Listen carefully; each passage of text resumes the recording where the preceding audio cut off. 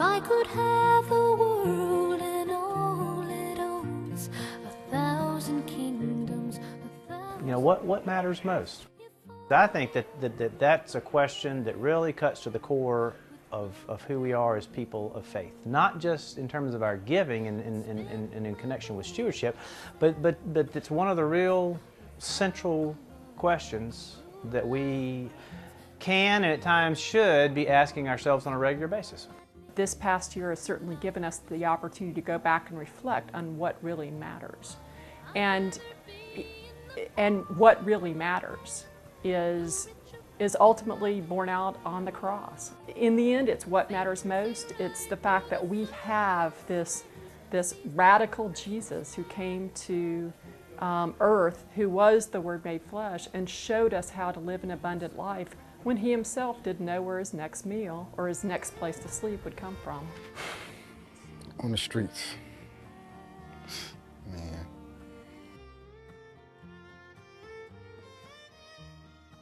I came down here for a better life. I found out down here, if you don't work, you don't eat. As you're on the streets and you're trying to find places to sleep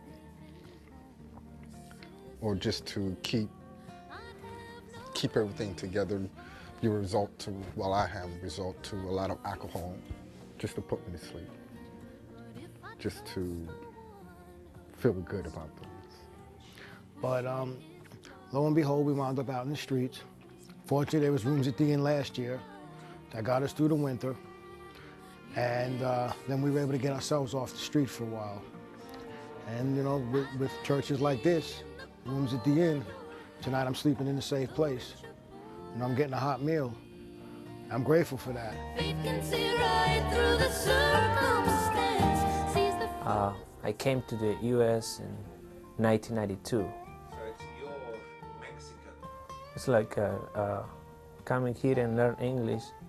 It's one of my dreams, and I wanted to make my dreams happen. I don't think anybody could deny the fact that it really is important.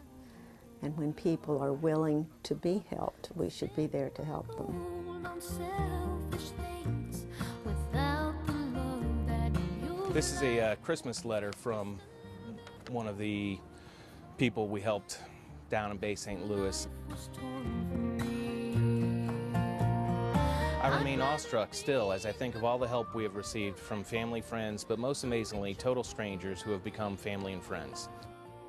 Through the course of a project like that, and it's happened with other outreach projects that I've worked on, tend to find out that I'm benefiting from it just as much as, or perhaps more than, the people we're helping out.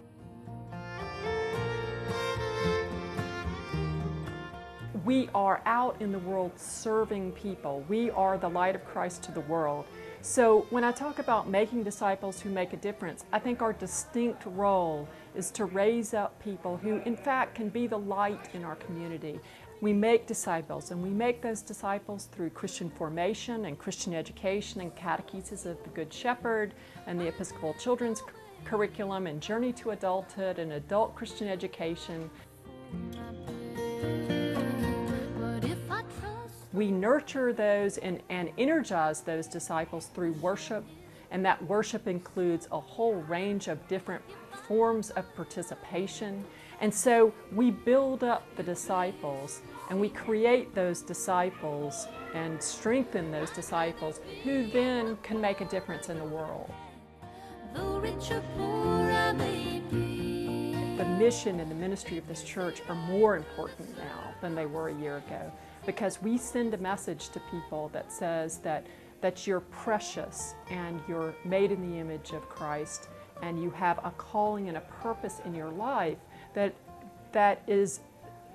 transcends, if you will, the difficulties of last year and of the year to come as well. When we do stretch and give more than we think we can, we're amazed at what God does for us and with us in that giving.